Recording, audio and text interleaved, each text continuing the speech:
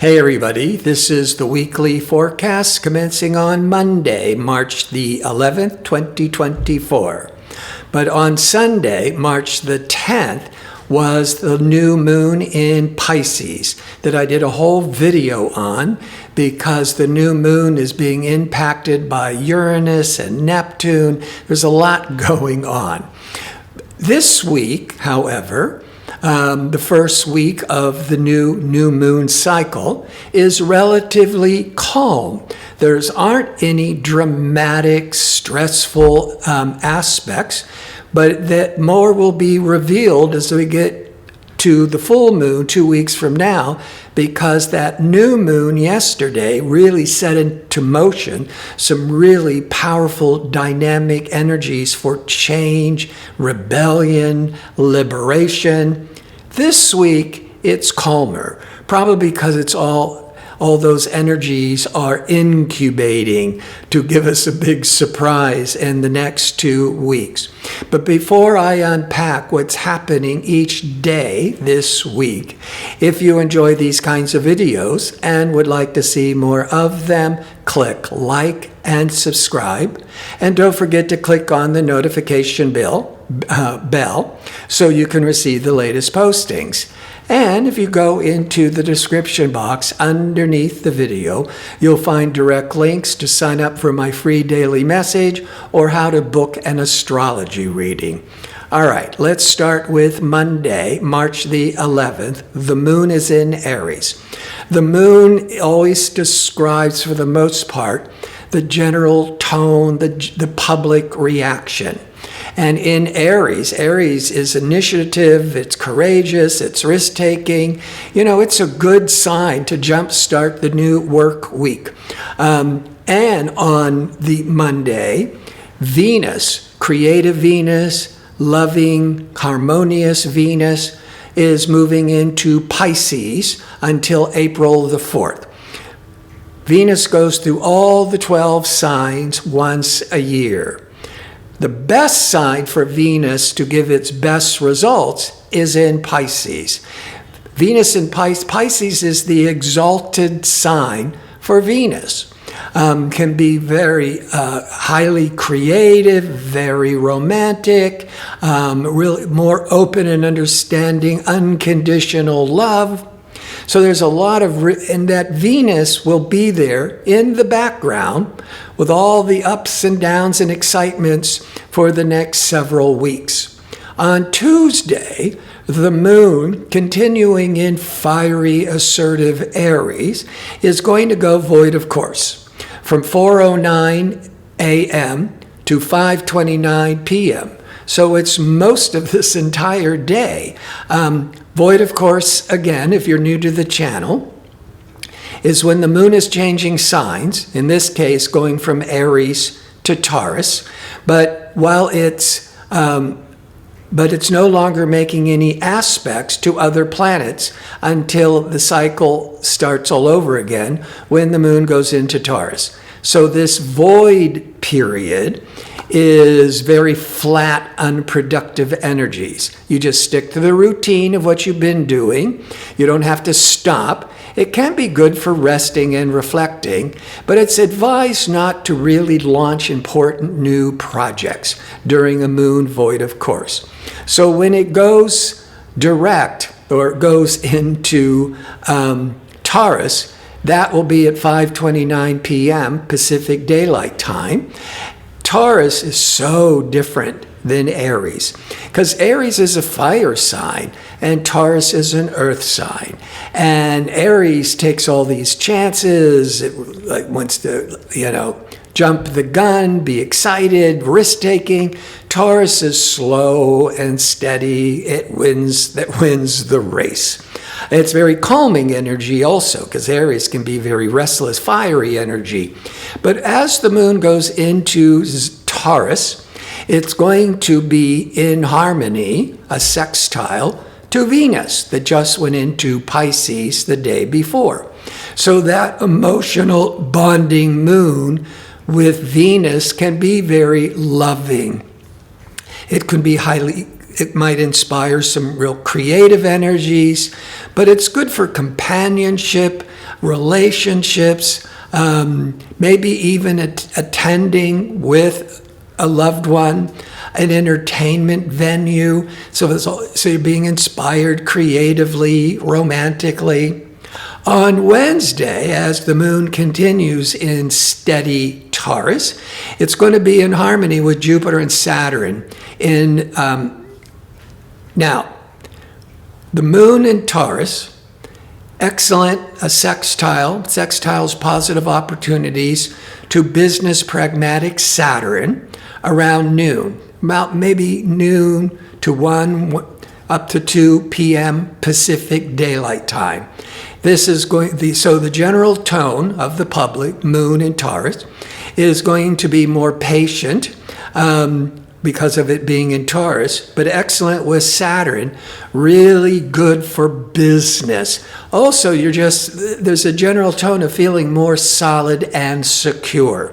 By mid-afternoon, as the moon is moving through Taurus, Jupiter, lucky expansive Jupiter's in Taurus. In fact, it went into Taurus last May 2023 until through the end of this May 2024. So once a month, when the moon goes all the signs, every month when it goes into Taurus, it will cross over Jupiter, which is in Taurus. And this will be on Wednesday in the mid-afternoon for a couple of hours. Emotionally, the moon brings a lot of optimism. You might be feeling this need and desire, the moon, to travel. That's Jupiter.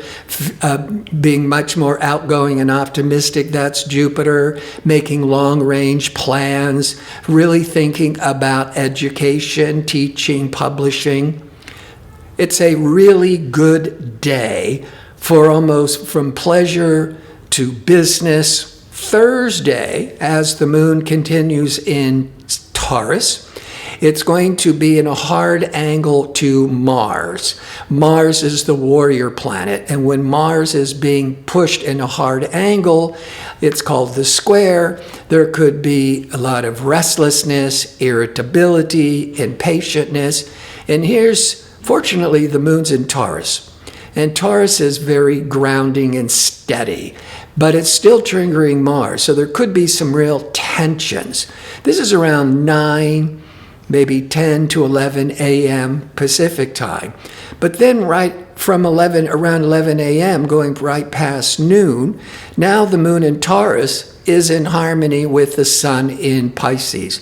So whatever anxiousness, impatientness that was being triggered for an hour or two, it all really starts to calm down by 11 a.m. to 12 noon Pacific time. The Taurus moon will also go void, of course, at 3:29 p.m. until 8:16 p.m., at which point the moon goes into Gemini. Gemini and Taurus is very different because Taurus is slow, and Gemini is all over the place, jumping from one idea to the next. It's quick, it's adaptable, it's witty, it's very fast-paced energies.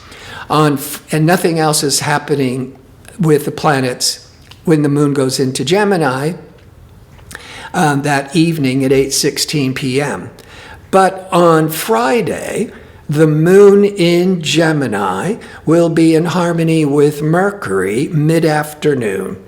Mercury, the planet of communications, information, negotiations. Mercury is actually the planet that is associated or rules Gemini. So here's the moon in Gemini, ruled by Mercury, in harmony with Mercury. This is really favorable for writing, meetings, learning, making plans. There's a lot of just mental stimulating energies. Great for active conversations. But right after that calms down, the Mercury is in a difficult angle with Saturn, sort of restricted, worrisome Saturn. My take on this for most people will be that with the real positive moon Gemini, that maybe you were open to too many ideas and making too many promises, or just to yourself. And then as that starts to calm down, the moon hits a Saturn, you realize, what was I thinking? I took on too much, I promised too much. Or maybe you're just worrying you can't accomplish all these great ideas. But again, this only lasts for an hour or two, and this too shall pass.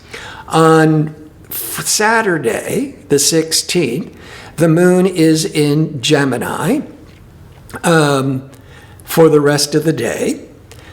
But early evening, 6-7 p.m. Pacific time on a Saturday evening, the moon will be in harmony with Mars. Mars, when it's being stressed out, can get irritable, impatient.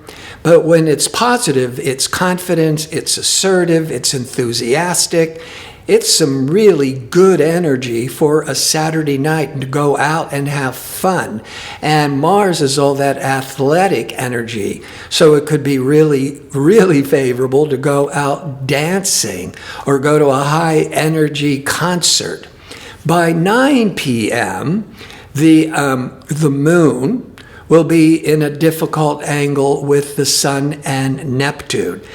On one hand, you might just be getting really tired after all that Mars enthusiastic energies, and you're just realizing it might be a Saturday night, you want to retire, you want to rest, you want to go home.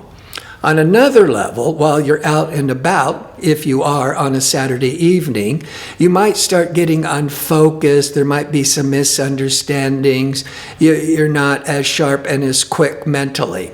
And the moon goes void, of course, again, 9:43 p.m.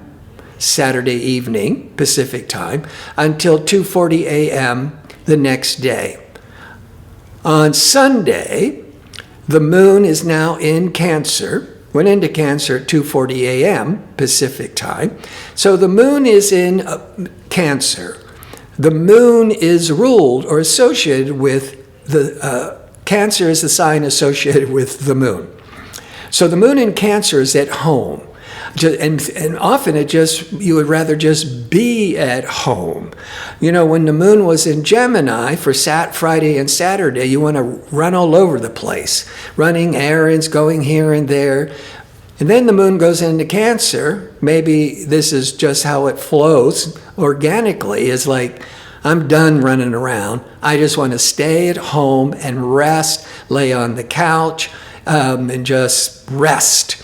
But also, it's very nurturing, caretaking energy for family. And the moon in Cancer will be in harmony by the end of the late afternoon, early evening, Pacific time, with loving, harmonious Venus. So it's a wonderful evening, early evening, moon to Venus, to be with family, to be with loved ones, to cook dinner, to just really enjoying the good life.